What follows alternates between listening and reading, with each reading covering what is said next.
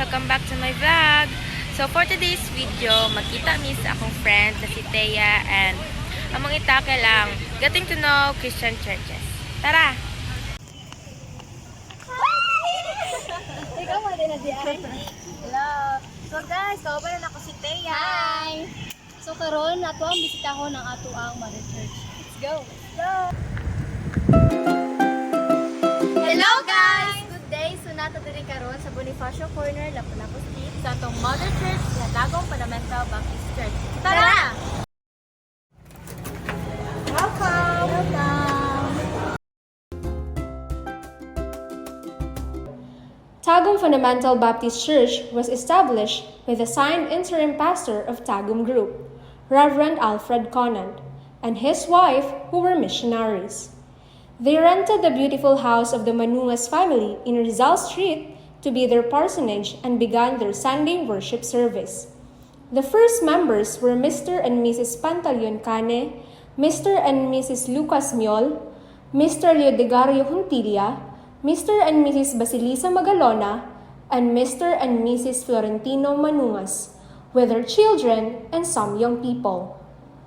After a few months, Reverend Roberto Gicaliana, a pastor from Iloilo, was called and worked as the first pastor of Tagum Fundamental Baptist Church. As blessed by the Lord, many joined and added to the membership. By June 1954, Pastor Lucilo J. Raffles, a fresh graduate from Doane Baptist Evangelistic Institute, now Doane Baptist Seminary, was called to minister in Tagum FBC. Seeing that the members are growing, they planned until in 1956 they purchased a piece of 750 square meter lot along Lapu-Lapu Street. It was situated next to the Garcia's lot, located at corner Bonifacio and Lapu-Lapu Streets. So they swapped the lot and the Garcias accepted the proposal. Tagum Fundamental Baptist Church first building was then constructed at the corner Bonifacio and Lapu-Lapu Streets. In 1961, Reverend Sixto Medel was called by the church when Reverend Lucilo J. Raffles resigned. Pastor Medel labored in the church for 5 years. Later in 1967, Pastor Enrico Balzomo then became the pastor of Tagum FBC for almost 1 year and resigned. On that same year, Pastor Rogonio Broses followed, ministering in Tagum Church with the Lord blessing the ministry. Tagum Fundamental Baptist Church again decided to recall Reverend Lucilo J. Raffles. It was by this time that the new and bigger church building with a dimension of 15 meter by 18 meter was done with the unity and cooperation of the generous church members. In 1986, Pastor Andrew Macad was then called to work with Pastor Raffles as an assistant pastor of the church. In 1989, Pastor Carlos Tejano followed as an assistant pastor and served in less than a year, when he was called to work in Mangagoy Fundamental Baptist Church. In 1990, Tagum Church started to open a kindergarten school as an arm of the church in Christian education, reaching children in school with the gospel. In March 1991, Pastor Renato P. Combatir, a young people of the church who had just graduated from Doane Baptist Seminary, was then called as an assistant pastor. It was on that same year that Pastor Roland Dumlao was called to minister as a youth pastor, handling the young people of the church. By this time, more souls were added to the church. Lots of ministries were established and more outreaches were planted within the Davao del Norte areas.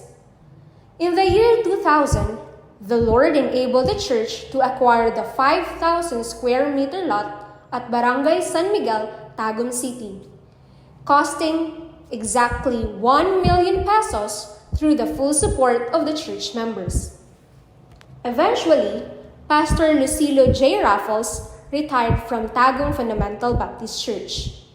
On August 2001, and the church declared him as emeritus pastor for the 32 years of his commitment and dedicated ministry to the church, serving in 2 terms. Reverend Renato P. Combatir then became the interim senior pastor for 1 year to sustain the ministry, and by the year 2002, he was called as the senior pastor of Tagum Fundamental Baptist Church, together with Pastor Roland Dumlao as the assistant pastor. On that same year, 2002, Tagum Fundamental Baptist Academy was opened at the purchase lot in Porok 2, San Miguel, Tagum City, to serve as an arm of the Christian education, ministering to the kindergarten and elementary grade pupils and parents. Gradually, school buildings were constructed, and the site was developed and served as venue to church fellowship. After 22 years of labor in Tagum Church, ministering to young people and the music ministry, Pastor Roland Dumlao resigned in July 2013. At the present, Reverend Renato P. Combatir is continually serving as the pastor, with the Lord continuously blessing Tagum Fundamental Baptist Church, empowering the church members and volunteers to do the ministries.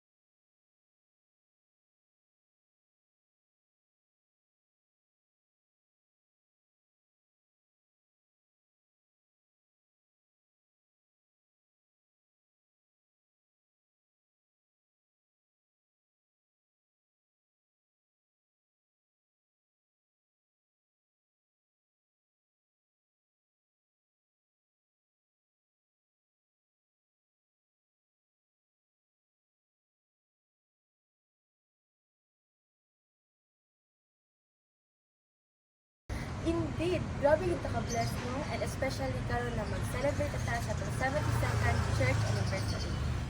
In this part of our vlog, we will visit these outreach churches whom the FBC has taken care of and is now a blessing and instrument to share God's Word. Tara, biyahe tayo!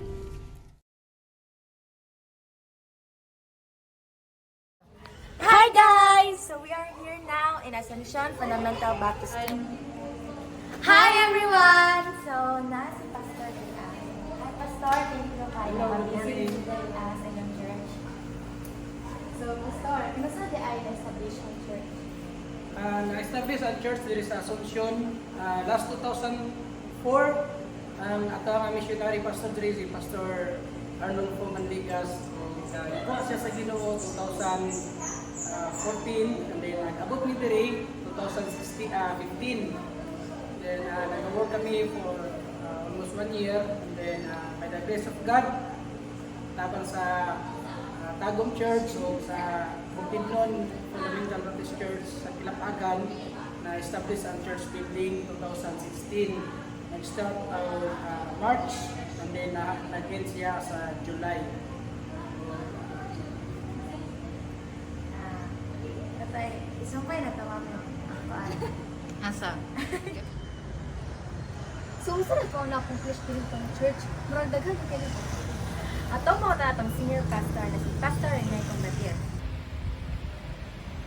Mayong adlaw ka natong tanan o usa ka kinaiya nato nga sa mag-aabot ang anibersaryo sa atong iglesia. It's time for us to evaluate also kung unsa man ang atong na-accomplish o nahuman sa usa ka tuig nga sa atong pagtuman sa kasuguan sa Ginoo. O kung atong i-remind ang atong paggalingon may tungod sa unsay kagustuhan sa Ginoo, mubalik ta sa sugo sa Ginoo nga makita sa Matthew chapter 28 na kinahanglan magasangyan kita o magahimo og disipulo. Kung mao kini ang atong gyud nga tubong sa atong iglesia nga kinahanglan mapadayon gayud ang trabaho nga gisugdan ni Ginoong Kristo sa paghimo ng mga disipulo o ang mga disipulo magahimo sa disipulo o hangtod nga malukop ang tibuok kalibutan nga masangyaw gayud ang maayong nga balita. So sa ato sab nga bahin, gamay nga bahin ang gihatag sa Ginoo alang sa atong iglesia sa Tagum Fundamental Baptist Church, paano nato na tuman usab ang kasuguan sa Ginoo nga kinahanglan magasangyaw kita o magahimo usab og mga disipulo. So sa atong iglesia, nasayod kita nga naging aktibo kita sa paghimo sa buhat sa misyon, nagapanalog iglesia, nagasuporta sa mga misyonaryo.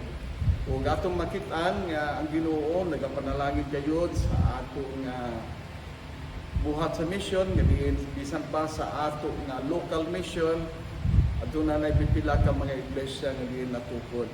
Apan wala pa gyud kita nahuman, kini nga trabaho kinahanglan magapadayon gyud kini hangtod nga ang Ginoo magakuha ka nato. So sa atong hinumduman sa niaging anibersaryo nga ang atong tumong mao kini nga taga-tuig o kung pwede sa 5 ka tuig aduna gyud isa ka iglesia nga atong matukod.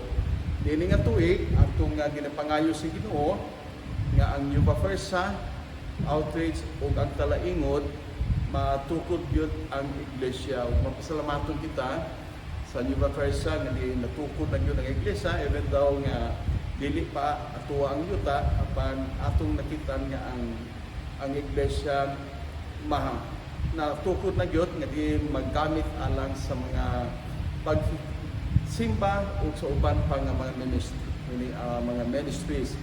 Kung ang talaingod niini nga bulan isang atong tumugayod o na mabutangan na gyud og atok no o kolorok gyud ang atok diha nga outreach diha sa talaingod o mapasalamaton kita sa Ginoo nga bisan sa atong handong nga adunay usa ka simbahan sa 5 ka tuig, but this year starting last year nga adunay duha no ka iglesia nga praying nga mahuman gayud no alang sa magamit sa padayon sa sugo sa Ginoo.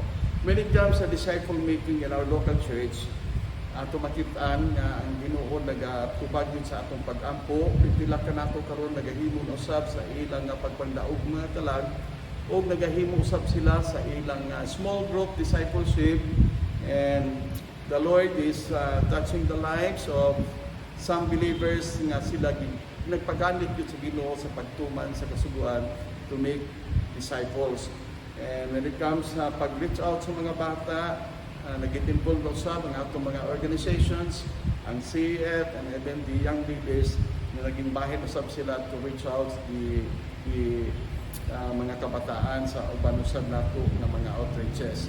And sa ato usab nga iglesia, when it comes sa ato nga building, last time we praying nga ang Ginoo magapahuman gyud sa ato nga ginahimo nga renovation. And as far in my assessment, we are now in 80% completion sa ato nga project, and it's really by the grace of God ato na sayran nga wala man gyud tay kwarta dili ta dato nga iglesia tungod kay dili pud dato ang mga membro, but ang atong Ginoo dato nga diin siya ang nagaprovide, and we thank the Lord for His provision that we almost finish the renovation project sa atong iglesia.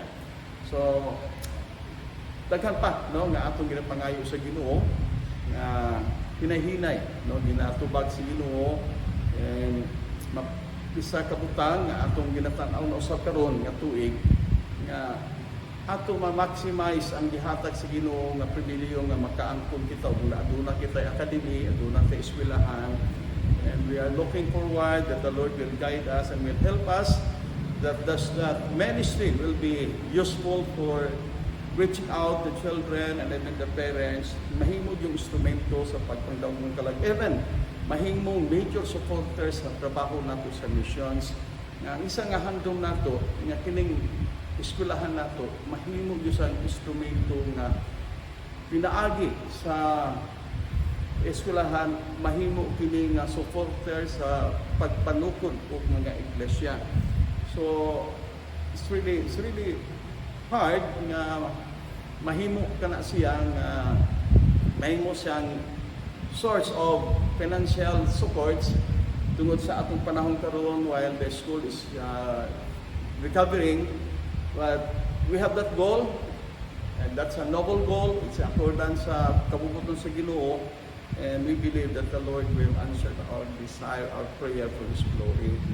So, isa po na itong handong that everyone, every member of this church, maging bahin kayo sa pagpandaog mga kalag and to make disciples, even to start with their own family.